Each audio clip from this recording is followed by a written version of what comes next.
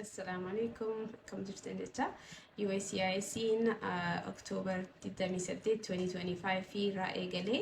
manii orderii fi cheeka fudhachuu dhaabanii jiranii application fiidhaaf so yoo application paperidhaan waraqaadhaan guuttee postaan ergitu taate credit card payment fi bank account payment malee fudhachuu waan dhaabaniif formii USCIS G1650 yookaan immoo G1450 guuttanii application keessan gubbaarra keessanii waliin ergine application san reject sinirraa godhan jecha so yoo ACH payment bank account irraa akka fudhatan barbaadan G1650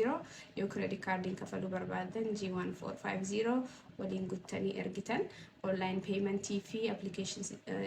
processing akkuma duraan itti fufetti jira yoo application online irra guutte online marratti kafalta yoo kanaaf gaafii qabaattan yookaan gargaarsa barbaadan application idhaaf nu qunnamaa jecha